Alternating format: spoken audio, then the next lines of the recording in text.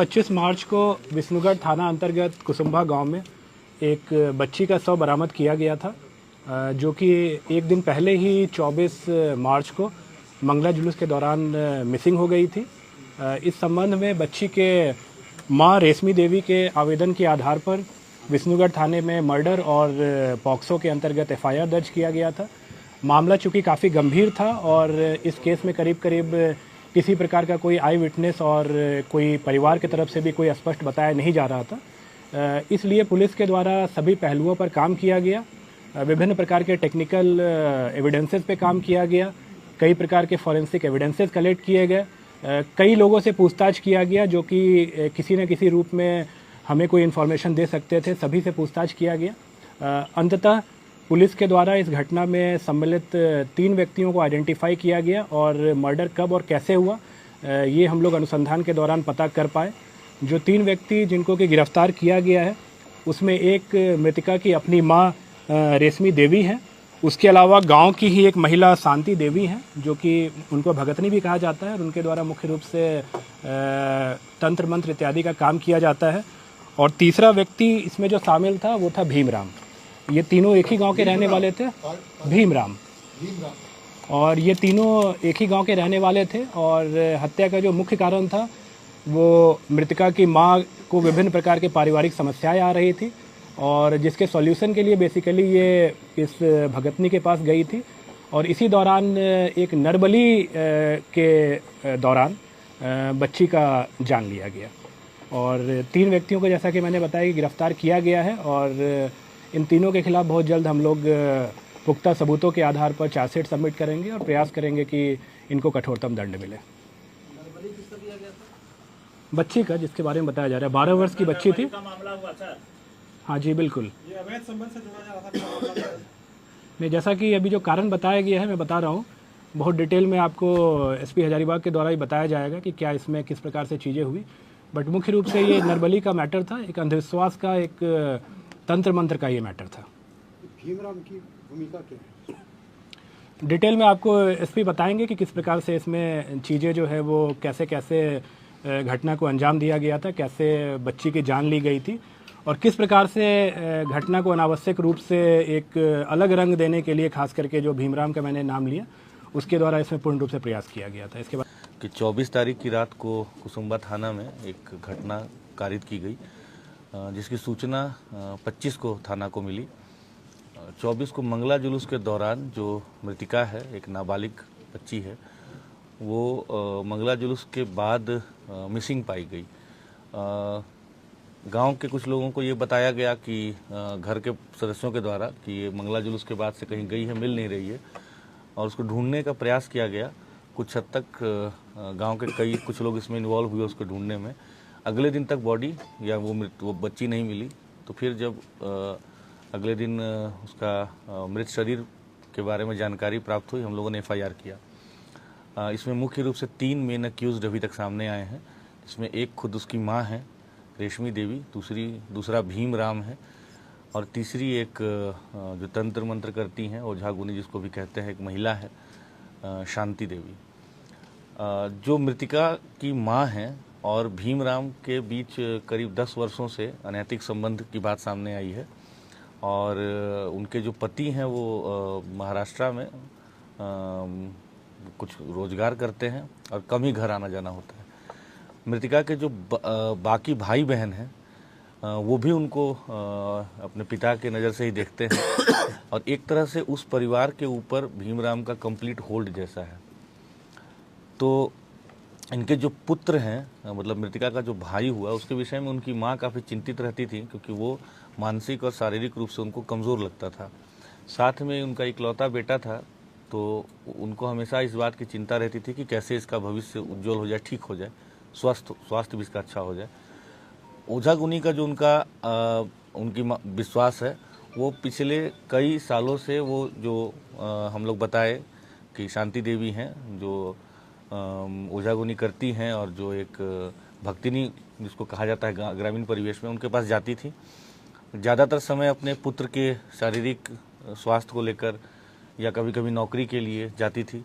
कभी कभी घर में तंत्र मंत्र से तो अपने घर को बंधवाने के लिए जाती थी, जो सब पूर्व में किया भी गया इसी भक्तिनी के द्वारा। कभी अगर ज़मीन का भी विवाद हो, किसी भी तरह के व्यक्तिगत जो उनकी समस्याएं होती थी उसके लिए वो जाने लगी थी। तो इन चीज़ों में एक तरह से ये जो भक्तिनी है वो उनसे उसके बदले में पैसे और बाकी चीज़ें लेती थी। उनके घर में जैसा मैंने बताया कि हर चीज़ के लिए वो डिपेंड करती थी भीमराम के ऊपर। तो घटना के दिन भी जब ये अपनी मृतिका के साथ, छोटी बच्ची के साथ और भीमराम के साथ उनके घर गई, वो भक्तिनी के घर गई, तो उनके घर में एक छोटा सा, जिसको वो मंदिर कह रहे हैं, उसको धरती माता मंदिर या मनसा देवी मंदिर भी कहा जा रहा है, तो उस मंदिर में इनको बुलाया गया। हालांकि माँ बेटी दोनों दरवाजे से गई, लेकिन जो भीमराव था उसके विषय में बता रहे हैं कि वो पीछे का जो छोटा सा बाउंड्री होता है उसको कूद करके छुप करके आया। और उस समय पहले वो भक्तिनी के द्वारा बताया गया कि इसके ऊपर देवास आया हुआ है, मतलब माता आई हुई जिसको हम लोग ग्रामीण बोलचाल में कहते हैं, और उसको टिकाव करके कुछ अपना मंत्र का वो ढोंग करके और छोड़ दी। बच्ची वापस से आकर के और जो मंगला जुलूस था उसमें पार्टिसिपेट करने लगी, और भक्तिनी के द्वारा बताया गया कि आप दोबारा से आइए, इसको लेके अच्छे मुहूर्त वगैरह के बारे में बताते हुए कि 9:30 बजे के 9 बजे के आसपास के बाद आना है। जब दोबारा से गए तो, और साथ में ये भी बताया गया कि जो हम आज करेंगे इसका इलाज करेंगे, जो बलि हम देंगे उसमें हमको एक मेल पुरुष का जरूरत पड़ेगा। तो मृतिका की माँ इस काम के लिए भीमराम को दोबारा अपने साथ लेके गई और मृतिका को भी लेके गई। उसको, बच्ची को पहले बताया गया कि उसको वहाँ बिठा करके वो मंदिर में, जो छोटा सा है उसको मंदिर तो कहा जा रहा है जो भी, तो वहाँ पे बिठा करके उसको पूजा वूजा किया गया, टीका उका कुछ किया गया। उसको मुकुंदाना और इलायची वगैरह का प्रसाद खिलाया गया और बोला गया कि तुम्हारे ऊपर कुछ दोष है, आज हम लोग जो उपचार कर रहे हैं इससे तुम दोष मुक्त हो जाओगी। फिर इनकी मान्यता थी कि जो वहाँ बसवाड़ी है, जो हमारा, जहाँ से हमें शव बरामद हुआ बाद में, कि उसी बसवाड़ी में वहाँ के भूतों को बांध के रखते हैं। ये कह करके इसको वहाँ ले गए और फिर वहाँ इसको लेटने के लिए कहा गया, और उसके बाद उसका भीमराम के द्वारा इसका गला दबा करके इसकी हत्या की गई। साथ ही उसको जो कॉलिंग स्टिक कहते हैं उसकी मदद से, आप सब जानते हैं कि इंसर्शन किया गया ब्रूटली, और उसका सर फोड़ करके उसका खून लिया गया। तो ये सारी जो कृत्य हुआ है, इसमें हम लोगों के पास काफ़ी पुख्ता एविडेंस और जो सूचना भी प्राप्त हो रही थी और एविडेंस भी हम लोगों को मिला। सबको हम लोगों ने अरेस्ट भी किया और हम लोग इस केस को बहुत गंभीरता से ले रहे हैं। हम लोग पूरी तरह से प्रयास करेंगे कि इसको हम लोग स्पीडी ट्रायल में ले करके जल्द से जल्द मृतिका को हम लोग न्याय दिलाएं और कठोर से कठोर हम लोग उसको दंड दिलवाने का पूरा प्रयास करेंगे। इस कांड के उद्भेदन के लिए 26 तारीख को ही रेस्पेक्टेड डीजीपी मैम के द्वारा और मेरे द्वारा एसआईटी का गठन किया गया था। उस एसआईटी में शुभम थे जो प्रोफेशनल आईपीएस हैं, साथ में एसडीपीओ विष्णुगढ़ थे, इंस्पेक्टर विष्णुगढ़ थे, 2 प्रोफेशनल डीएसपीस थे, कई और अन्य पदाधिकारी भी थे। साथ में कई और अन्य पदाधिकारियों ने इसमें काफ़ी सक्रिय भूमिका निभाई। इसमें सदर एसडीपीओ अमित आनंद है, साथ में वरीय पदाधिकारियों का भी लगातार हम लोग को निर्देश मिला। तो इन सब के कारण हम लोगों ने इस कांड का उद्भेदन किया है, सभी लोगों की गिरफ्तारी कर ली गई है। जो विधि सम्मत सारे प्रोसेस हैं फॉलो किए गए हैं, आगे भी किए जाएंगे, और इस विभत्स घटना का हम लोगों ने उद्भेदन किया। आप लोग जानते हैं कि घटना कारित होने के बाद ये भीमराम ही है जिसने कि इस घटना को कई तरह के कलर देने की कोशिश की। बार बार वो पुलिस को गुमराह करने के लिए, इन्वेस्टिगेटिव एजेंसी को गुमराह करने का प्रयास करता रहा, but finally on the basis of very good evidence हम लोगों ने तीनों को आज अरेस्ट किया है। हाँ, जो जिसको मैंने बताया उसको तंत्र मंत्र की भाषा में संभवतः कॉलिंग स्टिक कहते हैं।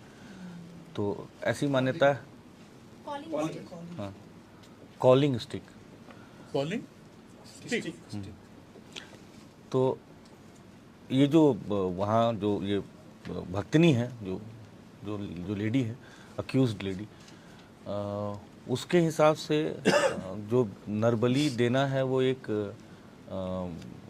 कुंवारी लड़की का ही होना चाहिए। साथ में उसने ये भी उसकी माँ को कन्विंस किया कि तुम्हारी जो लड़की है ये इस पे देवास आया हुआ है। तो दोनों तरीके से उसने कन्विंस किया अगर अपने बेटे का भला चाहती हो तो एक कुंवारी लड़की का, और आप लोग ध्यान देंगे कि वो जो तारीख है वो अष्टमी और नवमी का तारीख है, तो उसमें जो कॉलिंग स्टिक का कॉन्सेप्ट ये होता है कि उससे वो कुछ विधि करते हैं और फिर उसको उस तरह से ब्रूटली वो किया जाता है। ये सर इसमें बातें निकल कर आई थी, जीभ काटा गया, आँख तोड़ा गया, ये भी बातें हैं सर उसमें? जो हम लोग के पास अभी तक पोस्टमार्टम रिपोर्ट आया है, या जो हमारे पास इंक्वेस्ट रिपोर्ट है, या जो इनिशियली ऑब्जर्वेशन था जो पीओ पे गए थे, उसमें जीभ काटने, आँख निकालने, दांत तोड़ने की बात की पुष्टि नहीं हुई है। पुष्टि हुई? नहीं हुई है। नहीं हुई। नहीं। रेप की पुष्टि भी नहीं हुई। अभी तक जो जानकारी है उसके आधार पर और नहीं हुई। बलात्कार का पुष्टि हुई? वही बताएं। सर ये लिंक कैसे जुड़ा सर? इतना समय क्यों लगा? देखिए, कई बार मामले के खुलासे में जल्दी भी हो जाता है, कई बार केस की जो कॉम्प्लेक्सिटी होती है उसके कारण हम लोग को डिटेल से इन्वेस्टिगेशन करना होता है। ये जैसे कि एक केस है जिसमें अब आप लोग ज़्यादा इस चीज़ को अप्रिशिएट करेंगे कि ये बहुत ही एक लोकल लेवल पे घटित क्राइम है, जिसमें कि खुद उसके घर के लोग इन्वॉल्व हैं। ऐसे में एविडेंस कलेक्शन और थोड़ा मुश्किल हो जाता है, पहली बात। दूसरी बात कि बिना पुख्ता एविडेंस के आप ऐसे लोगों पे पहले शक भी नहीं कर सकते हो, अरेस्ट की बात तो दूर है। तो मुझे ये नहीं लगता है कि इसमें बहुत ज़्यादा समय लगा। तो हमारी टीम लगातार प्रयास कर रही थी। घटना कारित होने के बाद एक तरह से पूरी हजारीबाग पुलिस जो थी वो वैसे भी रामनवमी का त्यौहार था और विधि व्यवस्था की में भी लगी थी, साथ में अनुसंधान भी करती रही।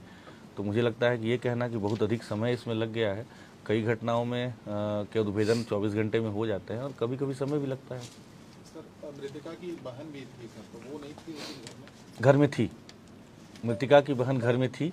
देखिए, मैं बहुत ज़्यादा डिटेल आप लोगों के सामने रिवील नहीं कर पाऊंगा जो अनुसंधान से संबंधित है, बट वो घर में ही थी। कितना दिन में चार्जशीट दीजिएगा एसपी साहब? इस बारे में चार्जशीट कितने दिन में दीजिएगा? बहुत जल्दी दे देंगे। कहा जाए सर कि बेटे की सर, जिंदगी समय। बचाने के लिए बेटी की बलि दी गई, तो कैसे देखा जा सकता है?